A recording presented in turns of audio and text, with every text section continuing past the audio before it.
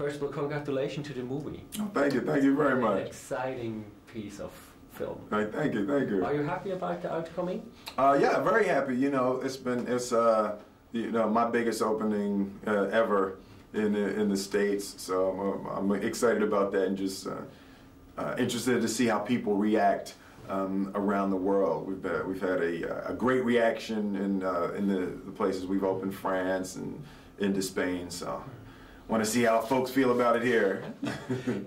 I think it's a unique theme. Right. Robots taking care about stuff at people's home. Do you have any tools and machines in your home? We all have, of course, but could you give me some examples? Well, I love technology, so we're actually building a house right now, and it's all state-of-the-art technology. You know, with the touch screens, and we have voice activation on a couple of the doors, you know. So it's, you know, I'm always pushing the level of technology.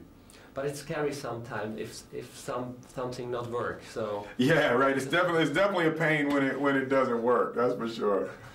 Okay, you're in a pretty good shape, as we can see in the movie. Oh yeah. Are you doing workout every day? Or oh yeah, I train all the time. I like to stay in shape. You know, here, feel that. You can feel that. Yes. Go ahead, grab that. You like it? See? Oh my See? God. You like that? See? It's double than my size.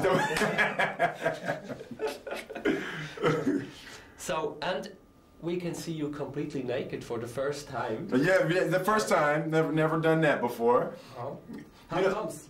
You know, see, I was you know, I saw Brad Pitt in Troy, you know, and you know, Brad Pitt is 40, you know, so I was feeling bad. I was like, you know, he's 40, and you know, I'm 35, and he's in better shape than me, you know, so I had to hurry up and get myself together and get in shape. But you know, every great actor needs one nude scene. You got to have one. All right. What was your wife's reaction to that scene? Oh, she loved it. Yeah, because she was actually she was on the Matrix promo tour while I was doing the scene, so she didn't see me for probably the last month while I was training for that scene. So she hadn't seen me, so she was very pleased with it. Okay, I'm sure she's proud about your body and. Oh, absolutely. You know, she says all the time. She says, "No woman wants a man that other women don't want." You know? That's pretty true. So. In this movie, it's less humor and more action. Is this the right impression? You know, it's a little different for me. That was more the tone of Alex Proyas. You know, where the way that the film is, he wanted to have a solid acting performance. He didn't want the Will Smith performance. You know, so he was very specific about creating a character that was distinct and true to the psychology of what has been set forth in the script. So you know, it was hard for me, you know, because my instincts are naturally comedic. And it was difficult for me to pull it back and to really relax and to find comfort in, you know, just trusting that Alex Proyas was going to create a brilliant film, which he did. And you're the executive producer as well. Yes.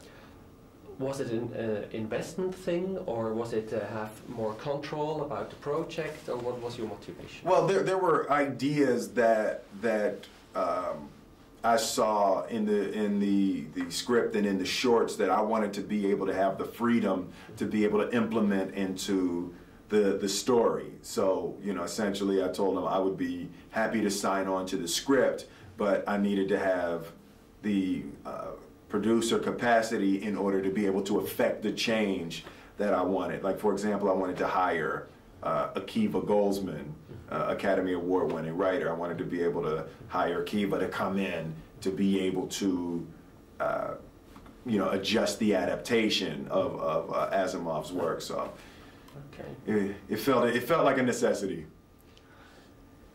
We're talking about the future in that movie. How do you see the future, especially in the US? Are you a Bush supporter or a Kerry?